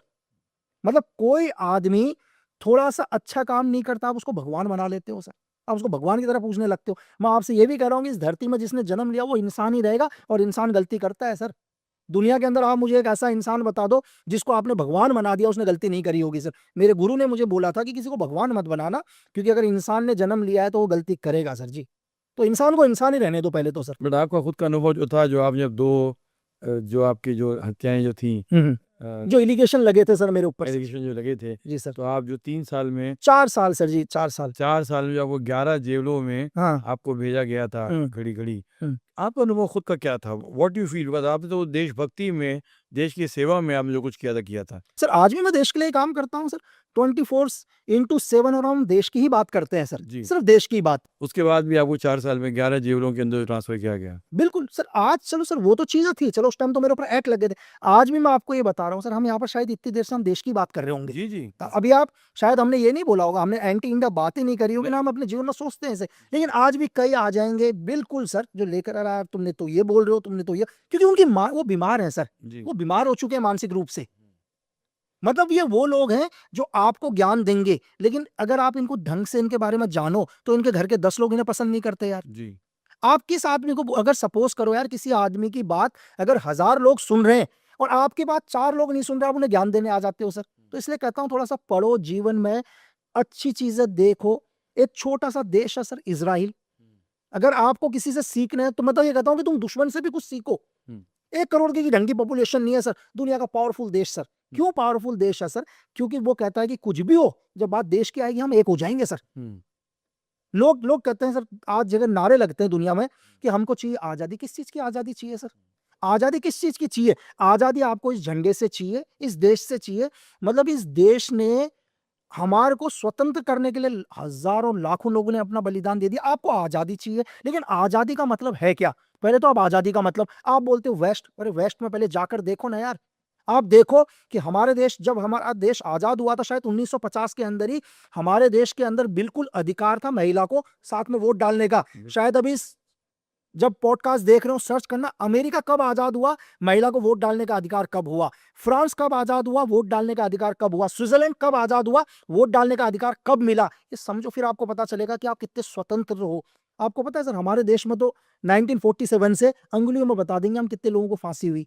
अमेरिका की हिस्ट्री निकाल कर देखो, हर साल 40 से ज्यादा लोगों को मौत की सजा होती है सर। फिर भी लोगों को चाहिए आजादी सर। किस वजह से आजादी चाहिए लोग? ये नहीं, यही चीज मानसिकता क्या है? कौन सी आजादी? मतलब हम आई थिंक विश्व के सबसे आजाद तरीन देश में से हैं। हमसे आजाद कोई होगा नहीं शायद। सर। हमारा देश क्या है? हमारा देश क्या है? इस देश के अंदर फ्रॉड करके लोग जी नकली वीजा बना के अमेरिका भाग जाते हैं, जी कुछ भी फिशिंग करके जाते हैं। और हम्म, अमेरिका क्या करता है सर, इनके पीछे लात मार के भेजता है जंजीरों में जकड़ के। अच्छा फिर भी हमारा देश कहता है तुम हमारे देश के हो, हमारे देश में आओ, हम्म, हमारा वो देश है सर। कि जब इन्हें लात मार के भगा दिया जाता है ना सर, जंजीरों में लाकर, तो हमारा देश बोलता है यार ये तुम्हारा ही देश है करके। इस दे- हमारे देश के अंदर सर, हमारा वो देश है जिस देश के अंदर, इस देश में आप देश के प्रधानमंत्री का, चाहे कोई भी प्रधानमंत्री प्रेसिडेंट हो या पहले के हो, आप उनका पुतला फूकते हो, उनके ऊपर इंक डालते हो, उनके पुतले के ऊपर, शाम को 5 स्टार होटल में दारू पीते हो और बोलते हो हमारी आजादी खत्म हो गई। ये करके दिखाओ चाइना में सर। चाइना क्या करेगा यार, आपको नहीं डालेगा 15 फीट नीचे, आपके पूरे डीएनए को डाल देगा। पता है क्या बोलेगा सर, बोलेगा आपका तो डीएनए ही खराब है, अच्छा ये बोलेगा। आपको पता है सर, चाइना के अंदर लाखों मुसलमानों को सर उसके अंदर डाल दिया, सेंटर मतलब क्या बोलते, सुधार केंद्र के अंदर। क्या उनको सुधार केंद्र नहीं है भाई, जेल है सारे के सारे वो लोग। सुधार केंद्र भी डाल दिया। सुधार केंद्र, और पता है सुधार केंद्र क्या है सर, हाँ स्कूल बना रखे हैं, ठीक है, जो पुरानी बिल्डिंगों को सुधार केंद्र बना रखा है, और सुधार के जेल है, जबकि कागजों में तो जेल नहीं है ना सर। अब वकील किसके पास जाएगा सर, अब आप बताओ। लाखों मुसलमानों को लाखों मुसलमानों को कितने साल हो गए? सर, आज भी चल रहा है, ब्लैक जेल्स देख लो आप चाइना के अंदर सर। अच्छा आप वहीं लोग बोलते हैं आजादी, आप अमेरिका के अंदर देखो, क्यूबा में उन्होंने अपनी जेल बना रखी है यार, बहुत मुश्किल नाम है, दवाई जैसा, मुझसे बोलना भी नहीं आता, बहुत सारी रेड मैरून कलर की ड्रेस है उस जेल की। क्यूबा के अंदर उनका नेवल बेस है सर, मुझे नाम ही नहीं बोलना आ रहा उस जेल का। आपको पता है सर, अमेरिका के पास क्या धरती की कमी रह गई सर कि क्यूबा में अपनी जेल बनानी पड़े? पता है क्यों? क्योंकि अमेरिका जिसको चाहे उठा के उस जेल में डाल देता है। बिल्कुल, हाँ वही जेल सर, है ना सर, उस जेल में अमेरिका डालता है। जी अब आदमी क्या करेगा, आदमी जाता है भाई कोर्ट पर, सर मेरे बच्चे को उठा के ले गए, तो बोलता कहाँ, वो अमेरिका बोलता है तो हमारे अंडर में ही नहीं है जेल, मतलब अमेरिका कहता है हमारे कानून में ये जेल नहीं है। अब मेरी बात समझ रहे हो सर? उनके कानून में नहीं आती सर, अच्छा मतलब उनके लॉ में। अब वो लोग क्यूबा में जाते हैं कि सर हमारे बच्चों को जेल के अंदर डाल रखा है, क्यूबा कहती है तो हमारी जेल है ही नहीं है, तो अब आप समझ रहे हैं, ये आजादी चाहिए सर, यानी दोनों देश कहते हैं हमारी जेल नहीं है। जेल है किसकी हो? तो बस अब ये जेल किसकी है, ये लोग पूछे ना अमेरिका से सर, हाँ उससे पूछे किसकी जेल है सर।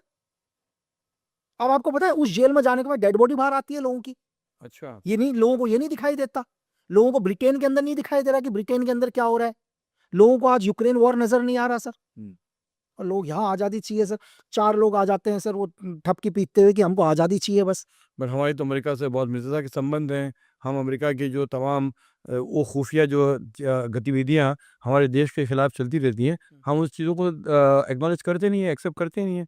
हम तो डोनाल्ड ट्रंप के बहुत बड़े मित्र हैं, सर अमेरिका के मित्र हैं। सर देखो, जब CIA हमारे देश में आके ऐसी चीज़ें कर रही है तो हम इसका विरोध नहीं करते हैं। सर देखो क्या होता है, इंटरनेशनल में कभी कोई दोस्त नहीं, कोई दुश्मन भी नहीं सर। जी यहाँ तो अगर एक देश को दूसरे देश से फायदा हो रहा हो तो दोस्त है, नहीं तो कल सबसे बड़ा दुश्मन होगा सर। आप वो जी। हिस्ट्री उठाकर देख लो सर, हम्म, है ना। आज मतलब ये नहीं है कि हम कहेंगे कि अमेरिका हमारा बहुत अच्छा दोस्त है ना सर। हम अमेरिका को अपना बहुत अच्छा दोस्त नहीं बोल सकते। अगर हम बहुत अच्छा दोस्त बोलते तो अमेरिका हमारे ऊपर धमकी नहीं देता कि 500% टैरिफ लगा दूंगा। वो अमेरिका कभी ये नहीं बोलता अगर रूस से तेल लिया तो मैं ये कर दूंगा। अमेरिका कभी ये नहीं बोलता सर। दोस्त तो हम कहेंगे, हमारे 3 सेलर्स को मार दिया उन्होंने अभी रिसेंटली। तो ये कहाँ का दोस्त है सर? हम तो वही तो कह रहे हैं ना, फिर हाँ, अंकल दोस्त है। डोनाल्ड ट्रंप को समझाए कोई कि भाई वो आप हमारे मित्र नहीं है, पर हम लोग जो है अमेरिका को अपना मित्र समझते हैं और कुछ लोगों को अपना दुश्मन समझते हैं। तो इससे क्या है, लोगों को ये चीज समझनी पड़ेगी सर। क्या होता है कि बहुत सारे लोग कहते हैं सर कि जनता और लीडर दोनों अलग अलग होते हैं सर। जी पहले इस फर्क को समझ लो। इंटरनेशनल लेवल के अंदर दुनिया की कोई भी एजेंसी दो चीज बहुत देखती है कि आज सपोज करो, एक उदाहरण देता हूँ, पाकिस्तान। सर पाकिस्तान की जनता भूखा मर रही है। जी आज पाकिस्तान में पीओके के अंदर क्या हो रहा है पूरी दुनिया को पता है, जो भी चीज देख रहे होंगे। 200 से ज्यादा लोगों को गोली मार दी सर। चाहे मीडिया 200? रिपोर्ट, हाँ, चाहे मीडिया बता रहे हो कि 30 लोगों को उठा लिया। आज भी बलोच के अंदर गृह युद्ध चल रहा है सर। बीएलए हर दिन पाकिस्तान को मार रही है, ठीक है। भले कल बीएलए ने, मैंने अपना ट्वीट डाला है, कल बीएलए ने अपनी करेंसी लागू कर दी सर। बीएलए ने पहली बार अपनी करेंसी दे दी कि हमारी करेंसी रहेगी। BLM का फुल फॉर्म और उसके बारे में बलोच लिबरेशन आर्मी, जो बलूचिस्तान की आजादी के लिए फाइट कर रही है। और आपको शौक होगा जानकर कि इसके जो लीडर हैं सर, मेरे को फिर नामों में बहुत ही कंफ्यूज है जी कि अल्लाह कुछ नाम है उनका, डॉक्टर हैं सर, अच्छा एक मेडिकल के डॉक्टर सर। लेकिन कैसे हालात पैदा हो गए कि हथियार उठा के जंगलों में हैं सर। अच्छा कभी उनकी भी हम डिटेल में उनके बारे में भी बात करेंगे। मैंने बलोच लिबरेशन आर्मी के अच्छा तो चीफ डॉक्टर है। ऐसा नहीं है कि भाई पैदा होते उन्होंने हथियार ले लिया, नहीं यार। एक मेडिकल के स्टूडेंट, एक डॉक्टर, MBPS डॉक्टर जो लोगों की सेवा कर रहे थे, लेकिन पाकिस्तान के अंदर से हालात पैदा हुए कि आज हथियार उठा के बैठे हुए हैं सर। तो हम एज अ उनके लिए फ्रेंडली हेल्प क्यों नहीं देते, मतलब बीएलए को या पीओके के अंदर, पीओके तो एक्चुअली हमारा हिस्सा हमारा ही है सर, पीओके तो हमारा आज भी हमारा ही है। हिस्सा जो जो पाकिस्तान ने कब्जा कर लिया, बिल्कुल तो हम वापस उसको वापस क्यों नहीं ले लेते हम? सर, देखो उसके लिए फिर बहुत सारे कानून है सर। जी ऐसा नहीं है कि हमारे हाथ में है, लेकिन आज भी हम बोलते हैं कि पीओके हमारा है और हमारा ही रहेगा सर। अभी आपने इसराइल का उदाहरण दिया था, वो लेबनान की और पैलेस्टीन की बहुत जमीन हथियार है ना, हथियार आज कल भी फायर मारा है सर उसने। तो हम वही कह रहे हैं कि फिर हम ऐसी पीओके की अपनी जमीन को क्यों वापस क्यों नहीं लेते? हमारी जमीन है, हम ले लें। अगर आप इसराइल का उदाहरण दे रहे हैं तो पीओके हम वापस ले सकते हैं, क्यों नहीं ले रहे हम? सब देखिए क्या, इतना बड़ा नेशन है, we are a super power, हम क्यों नहीं कर रहे हैं? अगर इसराइल छोटा सा मुल्क कर सकता है, हम भारत है, हम क्यों नहीं कर सकते हम? सर हम बहुत बड़ा देश है सर, हमारा बहुत ही बड़ा देश है तो सर। हमारे लिए पीओके लेना क्या मुश्किल बात है? एक झटके में हम ले सकते हैं नहीं पाकिस्तान सर, ये क्या है, जैसे अगर हम पीओके के लिए भी एकदम से अटैक जाते हैं तो एक वॉर सिचुएशन पैदा हो जाती है सर। कौन एक वॉर पाकिस्तान से वॉर करेगा? जो नहीं भूखा मर रहा है? नहीं नहीं सर, पाकिस्तान अगर वॉर आएगा तो पाकिस्तान को तो फंडिंग मिलेगी ना सर। जब भी पाकिस्तान वॉर के लिए खड़ा हुआ, ये तो पाकिस्तान के घर में तिजोरी में पैसा आया है सर। कहीं ना कहीं उसको अमेरिका मदद करेगा। आज चाइना ने उसको $20 बिलियन के हथियार दिए हैं ना सर, उधार में दिए हैं सर। $20 बिलियन? $20 बिलियन के उधार में हथियार, बोला एक बाद में देना। एक भूखे नंगे दे- देश को? दिए। अभी 1.2 बिलियन का शायद आईएमएफ का उसका कर्जा पास किया है, अमेरिका ने पास करवाया। अभी अमेरिका ने क्या बोला सर, अमेरिका की अभी शायद उनका इंडिपेंडेंस डे था कराची के अंदर या इस्लामाबाद में, अपनी एम्बेसी के अंदर क्या बोल रहे थे, बोला एक मजबूत पाकिस्तान हमारे हित में है। इंडिपेंडेंस में शायद 4 जुलाई को है, अभी अभी अभी नहीं, अमेरिका का सर, अमेरिका। अमेरिका का 4 जुलाई है। हाँ 4 जुलाई को जब उनका वो था, हाँ नहीं नहीं जुलाई में था, कब था सर? जुलाई को आएगा उनका, 4 तो जुलाई का आएगा उनका independence। उनका क्या कहते हैं, उन्होंने अपने वहां पर बोला कि हमारे को एक मजबूत पाकिस्तान हमारे हित के लिए है सर। ताकि किस मजबूत अच्छा था कि वो पाकिस्तान इंडिया को अपने कंट्रोल में रख सके। कंट्रोल में नहीं रखे सर। एक्चुअली क्या है कि अमेरिका तो क्या है, दुनिया के अंदर चाहे यूक्रेन को मोहरा बना ले सर, चाहे पाकिस्तान को मोहरा बना ले, चाहे बांग्लादेश को मोहरा बनाए, वो तो सर प्रॉक्सी गेम खेलता है ना सर। उसको तो देखो, पहले क्या हुआ करता था सर, पहले हुआ करता था कि युद्ध जब भी होता है तो युद्ध लड़ने के लिए हथियार बनते थे सर, है ना, युद्ध लड़ने के लिए। आजकल तो हथियार बन ही रहे हैं सर, युद्ध आजकल तो उल्टा हो गया सर। आजकल तो मतलब हथियार, मतलब युद्ध लड़ेंगे तभी हथियार बिकेगा सर, करेक्ट। तो उल्टा हो गया आजकल तो डेफिनेशन सर। तो मैं सिर्फ सवाल ये करना चाह रहा था कि हम इतने सालों से 1947 से पीओके जो हमारे हाथ से गया हुआ है, और आज जो पीओके में एक अपराइजिंग, एक सिविल वॉर सी जैसी सिचुएशन आ गई है, क्या आपको लगता नहीं कि हमारे पास एक बहुत सुनहरी मौका है उस हिस्से को, विभाजित हिस्से को फिर से अपने में सम्मिलित करना? हाँ नहीं सर, लेकिन इस टाइम सिचुएशन क्या है सर, इस टाइम पूरी दुनिया वॉर में है। जी इस टाइम यूक्रेन रशिया का वॉर देख ही रहे, इस 3.5 साल से वॉर चल रहा है सर। सीरिया वहां खत्म हो गया, सीरिया के शायद जो प्राइम प्रेसिडेंट थे उस टाइम मॉस्को के अंदर बैठे हुए हैं। आपने वेनेजुएला का हाल देखा, वेनेजुएला में क्या हुआ सर। आज आप वो ईरान और दादागिरी थी, वो तो जो वेनेजुएला में हुआ, जो उनके किडनैप जो कर लिया, उनके वो तो अभी डोनाल्ड ट्रम्प ने किया था। डोनाल्ड ट्रम्प नहीं किया। उसके बाद आपने ईरान वॉर देख ही रहा, हाँ हर रोज ईरान का वॉर चल रहा है सर। आप लेबनान के अंदर देख ही सकते हैं क्या हो रहा है सर। आपने दुबई में देख लिया इस टाइम, दुबई में क्या हुआ। जो लोग कहते थे हिंदुस्तान से कि हमने गोल्ड वीजा ले लिया, अब तो हम दुबई में रहेंगे, भाग भाग के वापस आ रहे हैं सर। जी देखा ना आपने। लेकिन क्या इस टाइम पूरी दुनिया वॉर के अंदर है सर। अगर ऐसी क्रिटिकल सिचुएशन है इस टाइम कि जैसी अगर पीओके के अंदर कुछ भी होता है तो ये वॉर एशिया के अंदर आ जाएगा सर पूरा का पूरा। लेकिन मैं कह रहा हूँ कि अभी हालात बहुत अच्छे नहीं है इस टाइम दुनिया के, और हम एक बिल्कुल वॉर के सिचुएशन में हैं सर। जैसे आपने बोला पीओके, तो हम वॉर के सिचुएशन में हैं अभी।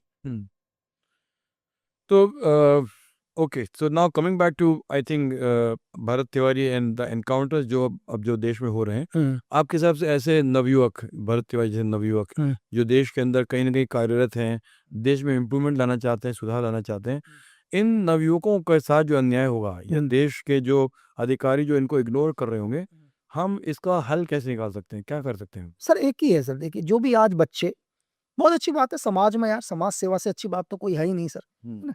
तो आप आवाज उठाना आपका हक है। आप जब तक आवाज नहीं उठाओगे, करप्शन के खिलाफ आवाज उठाओ। लेकिन सर एक चीज, आप जीवन में कुछ भी कर लो कितना, लेकिन आप वेपन मत उठाओ सर। मैं आपसे शुरू से कह रहा हूं कि हथियार उठाना क्राइम है, अपराध है।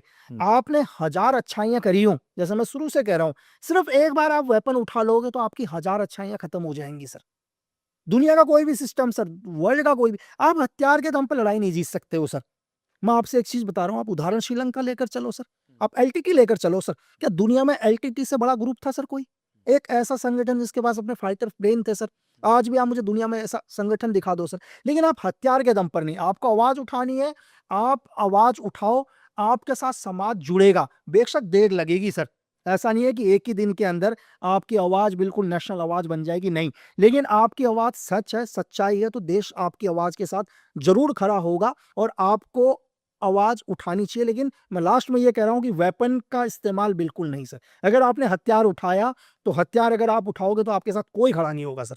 ये तो जो जो लड़का कह रहा था कि आप कोरोना में मुझ पर ट्रायल करिए, उस लड़के की आवाज़ जब किसी ने सुनी नहीं, तो उस लड़के ने फ्रस्ट्रेशन होकर हथियार उठाया। मेरा कहना है कि ऐसे ही लाखों युवक होंगे जो देश में चेंज लाना चाहते होंगे, लेकिन जब वो लोग फ्रस्ट्रेट होंगे तो क्या करेंगे? मतलब और क्या तरीका नहीं, है? आगे से ऐसा नहीं होगा सर, जी, आगे से नहीं होगा। एक कई सालों में, कई दशकों में एक बार होता है सर। आज हुआ ना, इसकी आवाज़ पूरी देश ने सुनी सर, जी। देश ने सुनी। शायद मैं भी जा रहा हूँ, इससे पहले मैं भी कभी नहीं गया सर। आप क्यों जा रहे हैं मुझको? मैं जा रहा हूँ सर, मैंने क्या बोला सर, मैं भी जा रहा हूँ उस गाँव के अंदर, अभी तो उस आप गाँव को देखना। अंदरूनी मामलों में आप कहते हैं हस्तक्षेप नहीं करते आप। नहीं, बिल्कुल नहीं सर, तभी तो मैंने ऐसे मुल्कों के अंदर जाके काम करते हैं। हाँ, तो फिर ये भोजपुर जाके क्या करने वाले? ताकि इन फ्यूचर के अंदर सर मैं सिर्फ एक ही मैसेज देना चाह रहा हूँ जी। कि भविष्य में कोई बच्चा वेपन ना उठाए सर। दूसरा, किसी का फेक एनकाउंटर ना हो सर, तो इस तरह आप से। कैसे एक एक जगह जा करके आप फेक एनकाउंटर पूरे भारत में कैसे भारत में सबको सिंघम बनना है, हर प्रदेश की पुलिस को सिंघम बनना है, यूपी हो, मुंबई हो, आपका बिहार हो, हम्म, हर जगह लोगों को सिंघम बनना है। नहीं, तो आप कैसे इतने सिंघमों का जन्म रोकेंगे आप? नहीं सर, अगर एक उदाहरण होता है सर, क्या जी, होता है, हमारे सीनियर लोग बोलते थे डर बहुत जरूरी है सर, जी, कानून का डर बहुत जरूरी होता है जीवन के अंदर। अभी आप भी सर ड्राइविंग करते हैं, हम भी जाते हैं, हम लाल बत्ती में गाड़ी को रोक लेते हैं, कहीं ना कहीं तो डर तो है ही सर हमारे अंदर। जी, चाहे चार आदमी हमारे को कुछ भी बोले, हम हाथ नहीं उठाते, जी। कितना भी गुस्सा है, क्योंकि कानून का डर हमारे अंदर होता है सर। हुँ, किसी ना किसी के अंदर कानून का डर होता है, हम बोलते हैं यार तेरे को भाई अदालत लेके जाएंगे करके। तो ये डर उन लोगों के अंदर होना बहुत जरूरी है, उन पुलिस वालों के अंदर भी होना बहुत जरूरी है।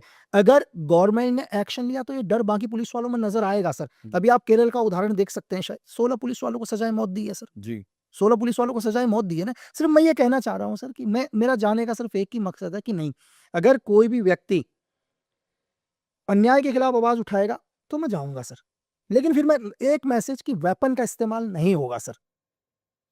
तो इस संदेश के अलावा हम्म, अगर आपको ये बताना हो कि सपोज़ देश के जो बहुत से नवयुवक भरत तिवारी जैसे पढ़े-लिखे, जोशीले नौजवान जो होंगे, जो अगर देश के अंदर कुछ सुधार लाना चाहते हैं, तो इसके अलावा अगर आप बताएँ कि और क्या ऐसे स्टेप्स लेना चाहिए उन लोगों को, जो इस समाज के अंदर थोड़े-से चेंजेस, थोड़ा-सा परिवर्तन आने लगे? आपको क्या लगता है कि क्या-क्या करना चाहिए, जो बहुत शांतिपूर्वक जो है वो लोग देश की या प्रशासन की अपनी तरफ जो है वो तवज्जो ला सकते हैं और उनको कह सकते हैं हमारी हमारी प्रॉब्लम सॉल्व कीजिए। सर सब आपके साथ क्या कर सकते हैं? सर देखो, सबसे पहले तो क्या है कि देश के हर व्यक्ति को पहले क्या है, हमें खुद सही होना पड़ेगा। हुँ, फर्स्टली हमें क्या होता है सर, हम सामने वाले के ऊपर हजार कमियां देखते हैं। पहले दुनिया के अंदर पहले हम सही हों, फर्स्टली जब मुझे लगता है कि यार मैं सही हूँ, उसके बाद कार्य, मतलब सही होने के लिए कैसे, यार अगर आपके सामने रोड के ऊपर अगर पानी भी चल रहा है, अगर आप नल भी बंद कर देते हैं ना, तो मिल आप देशभक्त है कि आपको लगता है यार ये पानी किसी के पीने के काम आएगा, है ना सर। एक छोटी सी चीज भी जरूरी नहीं है कि आप बॉर्डर के ऊपर जा रहे हो, आप गोलियां चलाओगे यार कि आप ही देशभक्त हो, नहीं यार। देशभक्त का मतलब है आप अपने देश के हित चाहते हो, वो आप कहीं से भी देख सकते हो सर। दूसरा, आपके पास दुनिया का सबसे बड़ा अधिकार है, आप किसी भी व्यक्ति को जमीन से उठा के सबसे पावरफुल आदमी बनाते हो सर, आपका वोट का राइट। एक कल एक आम आदमी होता है, वो आपके स्टेट का सबसे पावरफुल आदमी बनता है सर। अब तो खरीद लिए जाते हैं, अब तो रैगिंग हो जाती है, अब तो बहुत कुछ मैनिपुलेशन हो जाता नहीं, है। लेकिन जिस आदमी को आप वोट दे रहे हो सर, उस आदमी की हिस्ट्री चेक करो सर। किसी ना किसी को तो आप वोट दे रहे होंगे ना सर। हुँ, आप आदमी का यार आज के टाइम में तो शायद 2-4 दिन, 5 दिन बहुत होता है किसी भी आदमी को समझ। जो आदमी 1000 बारी, 10 बारी देश के अंदर भ्रष्टाचार कर चुका है, फिर भी आप उसे चुन रहे हो, तो फिर आप अंधे हो सर। आप जानबूझ के चुन रहे हो, कहीं ना कहीं कमी आपके अंदर भी है। जब मुझे नजर आ रहा है कि यार सामने वाला आदमी बहुत ही करप्ट है, लगातार इस देश को नुकसान कर चुका है, भ्रष्टाचार कर चुका है, फिर भी मैं उसको चुन रहा हूँ, या तो फिर मैं गलत हूँ, क्योंकि मैं भी कुछ ना कुछ रिश्वत लेके मैं भी वोट दे रहा हूँ सर। तो मैंने आपको बोला कि पहले हमें खुद सही, हम 1 रुपए लिए बिना हम वोट देंगे सर।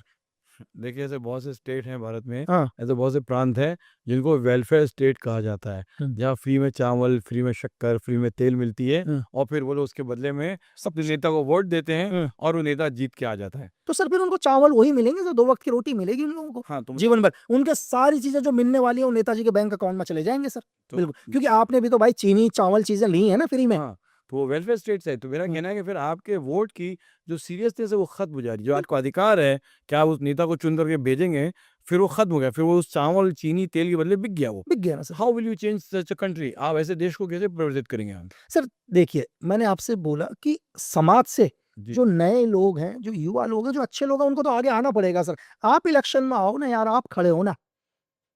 आप क्यों नहीं खड़े होते हैं? नहीं सर, मैं पॉलिटिक्स से दूर सर, राजनीति में मैं बहुत दूर सर, मैं दूसरे कामों के लिए हूँ सर, आप वही है गुप्त ना? विभाग में काम मैं करेंगे। अपने दूसरे कामों के लिए हूँ, तो मैं हमेशा राजनीति किसी भी पार्टी से नहीं, कुछ नहीं। और लेकिन जब भी मैंने वापस बोला सर, जब भी लोगों को ज़रूरत पड़ेगी, मैं धरातल पर तो आऊँगा आप सर। जैसा नवयुवक जो जो इतनी समझ रखता है कि देश में कैसे इम्प्रूवमेंट आना चाहिए, क्या लेना चाहिए, पुलिस जो है वो कहाँ गलतियाँ कर रही है, कहाँ नहीं कर रही है, जो शायद एक आम इंसान को नहीं पता होगा। हुँ। तो आप जैसे अगर ज़िम्मेदार नवयुवक जो है इस ज़िम्मेदारी को नहीं सँभालेंगे, तो फिर और लोग क्यों सँभालें? फिर भरत तिवारी जैसे हत्याएँ होती रहेंगी या फेक एनकाउंटर्स होते रहेंगे फिर तो। नहीं, नहीं, जो भी अच्छे लोग सर राजनीति में आएँगे, मैं उनके साथ हूँ सर। लेकिन मैं जीवन में राजनीति में नहीं आऊँगा सर, मैं किसी भी पॉलिटिकल पार्टी में भी नहीं जाऊँगा। जैसे बहुत सारे लोगों को लगता है कि यार कि नहीं, नहीं, ये तो बात कर रहे हैं पॉलिटिकल पार्टी में आएँगे, तो मैं ठाकुर आदमी हूँ, राजपूतों वाले वर्ड्स बहुत इंपॉर्टेंट होते हैं सर। मैं जो काम कर रहा हूँ, मैं अपने काम में बहुत खुश हूँ सर। मैं हमेशा देश के साथ हूँ, और जो भी लोग आवाज़ उठाएँगे अन्याय के खिलाफ, मैं उनके भी साथ हूँ अब सर। देखिए डॉक्टर्स हैं, फ़िल्म एक्टर्स हैं, अब ये सब भी पॉलिटिक्स में आने लगे हैं। हुँ, उनको लग रहा है कि ये लोग एक एक चेंज ला सकते हैं, एक हुँ, एक बदलाव ला सकते हैं देश हुँ, के अंदर। हुँ, मेरा कहना है कि अगर एक एक्टर ला सकता है, एक डॉक्टर ला सकता है, एक इंजीनियर ला सकता है, एक सिपाही क्यों नहीं ला सकता है? हुँ। आप जो खुद एक देश के इतने ज़बरदस्त सिपाही हैं, आप खुद चेंज क्यों नहीं ला सकते हैं? आप जैसे लोगों को क्यों नहीं बागडोर संभालना चाहिए देश की? ये सर एक्चुअली क्या है, देख मैंने आपको बताया। जो इस बात से वाकिफ़ भी है कि नेपाल में क्या हो रहा है, हुँ, पीओके में क्या हो रहा है, हुँ, पाकिस्तान क्या कर रहा है, हुँ, बांग्लादेश क्या, मतलब ऐसे जागरूक वेल इन्फॉर्म्ड नौजवान को देश के हित के लिए खड़ा होना चाहिए। आप कहेंगे मैं नहीं ये सब नहीं करूँगा मैं, तो फिर देश सँभाले कौन? यही जैसे करप्ट नेता और यही लोग जो वेलफेयर स्टेट चलाने वाले, फिर यही लोग आगे बढ़ेंगे फिर? नहीं सर, मेरे बहुत सारे सीनियर्स हैं, जिनको मैं सही टाइम पर अच्छी रिपोर्ट देता हूँ सर, वो लोग अपना काम कर रहे हैं सर, है ना? तो मेरा यही काम है कि सही इन्फॉर्मेशन मेरे सीनियर तक पहुँचाना और मेरे सीनियर्स के ऑर्डर्स का फ़ॉलो करना सर। लेकिन मैं फिर भी ये बोल रहा हूँ कि सर, कि इस देश की जनता बहुत समझदार है, बहुत ही समझदार। शायद उन्होंने 2-4 साल के अंदर बहुत अच्छे बदलाव देखे, आप लोग आगे आओ, और मैं हमेशा साथ में हूँ सर। मतलब आप जो है वो लोगों को सपोर्ट करेंगे या लोगों को आगे बढ़ाएँगे, लेकिन आप खुद जो है पॉलिटिक्स में नहीं आना चाहेंगे। पॉलिटिक्स में नहीं सर। इस भरत तिवारी के बारे में मैं आपसे लास्ट क्वेश्चन करना चाहूँगा कि what exactly do you think अब भरत तिवारी केस में होना चाहिए? मैं खाली एक कंक्लूजन के हिसाब से कि अब ये केस समझिए फिलहाल जुडिशियल इंक्वायरी हो रही है, कुछ लोगों ने सुप्रीम कोर्ट में पिटिशन दाखिल की है कि सुओ मोटो इंक्वायरी कर लीजिए आप, हुँ। तो सुप्रीम कोर्ट तक का चाहे उन्होंने कि जांच इसके अंदर वो शुरू कर दें। आपके हिसाब से क्या होना चाहिए अब? फाइनली ऐसा क्या निष्कर्ष निकाला जाए जो भरत तिवारी केस में सच्चाई सामने आ सके? बस सर एक ही लाइन में मैं कहना चाहता हूँ सर, सबसे पहले तो ऑर्डर्स देने वाले से लेकर जी। गोली चलाने वाले को सज़ा सर। जिसने ऑर्डर्स दिए जी। और गोली चलाने वाले तक। तो निचले अधिकारी को तो उन्होंने सस्पेंड कर दिया, जो 3-4 लोग थे, छोटे-मोटे लोग थे, फिर उनको कर दिया। नहीं, नहीं सर, फिर मैंने आपसे स्टार्टिंग में बोला कि हत्या का समाधान सस्पेंड नहीं है सर, हाँ, सज़ा है सर। बट अभी साबित नहीं हुआ ना। देखिए, आप एक हत्यारे को भी पहले ट्रायल चला दें, आपको पता है इस देश में मशहूर है कि आदमी जो है वो ट्रायल करते रहे और मुकदमा चलता रहे तो सालों तक। एफआईआर तो दर्ज होगी ना सर, लगेगा तो सही हमारे को, एफआईआर तो दर्ज होगी एक। हमारे देश का एक संविधान है कि भले 10 गुनहगार छूट जाएँ, बिल्कुल। लेकिन एक जो है बेकसूर आदमी को सज़ा नहीं पहुँचनी चाहिए। लेकिन सर एफआईआर के बाद छोड़ देना ना आप। आप स्टार्टिंग की तो कार्रवाई कर दो। एक एफआईआर तो दर्ज कर दो, चलो बेशक उनके बाद आप सबको छोड़ देना, लेकिन एक एफआईआर तो करो यार आप पहले। सेकंड चीज़ के ऊपर नहीं जाएँगे, आप पहली चीज़ कर दो। बेशक आप बोल देना इन्होंने कुछ नहीं किया, एक अननोन आदमी मार के चला गया, लेकिन एफआईआर तो दर्ज करो सर, जो धरातल कितने पर है। कितने लोगों पे एफआईआर होना चाहिए आपके हिसाब से इस वक़्त? जो भी ग्राउंड के ऊपर थे, हाँ, जिन्होंने गोली चलाई, जी। उनके ऊपर, जिसके ऑर्डर से गोली चली, उसके ऊपर सर। तो एसएसपी से लेकर के नीचे के कांस्टेबल तक के लोगों पे। हाँ, बिल्कुल। आपको क्या लगता है सर, इस देश में एक इंस्पेक्टर रैंक क्या बिना ऊपर के अधिकारी की परमिशन की गोली चलाने की हिम्मत रखता होगा सर? मैं तो ऐसे लोग भी बता दूँगा, जो ग्राउंड के ऊपर जाते हैं, जब फायरिंग चलती है तो पूछते हैं सर फायर आ रहा है क्या करें करके? उस टाइम भी ये तो सोचो सर। तो होना चाहिए एक्शन सर, और उनके ऊपर भी होना चाहिए जो पिछले 4-5 साल से भरत तिवारी की हर एप्लीकेशन को अपनी डस्टबिन में डाल रहे थे सर। उनके ऊपर भी एक एफआईआर होनी चाहिए उनकी। ये आपने बहुत इम्पोर्टेंट बात कही है हुँ, कि 4 सालों से हुँ। जिन लोगों ने भरत तिवारी की बातों को इग्नोर किया, और वो नेग्लेक्ट किया, नज़रअंदाज किया, हुँ, उन लोगों की भी अब इंक्वायरी होना चाहिए। इंक्वायरी कौन होनी लोग थे चाहिए। ये? कौन लोग थे सर ये? ये बिल्कुल। कौन लोग थे जो उसको रिश्वत दे रहे थे? हुँ, ये कौन लोग थे जो उसकी माँगों को ठुकरा रहे थे? हुँ, ये कौन लोग थे जो उसको पूरी तरह से इतना फ्रस्ट्रेट कर दे रहे थे हुँ। कि उसने वो कदम उठाया? उसने वो कदम उठाया सर, बिल्कुल। मतलब ये हम सब लोगों को बैठ के सोचना चाहिए कि ऐसा ना करें कि भरत तिवारी जैसे लोग आंदोलन करने पे मजबूर हो जाएं और हमारे देश में अराजकता पैदा हो जाए, जहाँ पे या तो वो नवयुवक हथियार ले ले या पुलिस फेक एनकाउंटर कर दे। आप मैं क्या इस बात से सहमत हैं आप? नहीं, नहीं, बिल्कुल सर, बिल्कुल, बिल्कुल सर। और दोस्तों, हम लकी सिंह बिष्ट के बहुत बहुत शुक्रगुजार हैं इन्होंने एक्चुअली बहुत गहरी बातें, यानी नॉट जस्ट अबाउट भारत के बारे में, भारत के विविध प्रांतों के बारे में, लेकिन जो हमारे बहुत से पड़ोसी मुल्क जो किस तरह से हमारे देश नवयुवक का गैर इस्तेमाल कर सकते हैं और उसको किस तरह से हमारे देश में उसका दुरुपयोग कर सकते हैं, उसके बारे में बात की। मतलब मैं वही कह रहा हूँ कि ऐसी छोटी सी मुलाकात जो शुरुआत हुई भारत तिवारी के एनकाउंटर से लेकर के पाकिस्तान, पीओके, नेपाल, चाइना, बांग्लादेश और क्या-क्या दूसरे देशों में हो रहा है और कैसे हमारा देश बहुत आज़ाद है। आई थिंक आप सब लोगों को ये एपिसोड अच्छा लगा होगा। आप प्लीज़ कमेंट से बताइए और तब तक के लिए आगे दिए। बहुत-बहुत शुक्रिया lucky. Thank you. Thank you बहुत-बहुत सर। शुक्रिया। Thank thank you.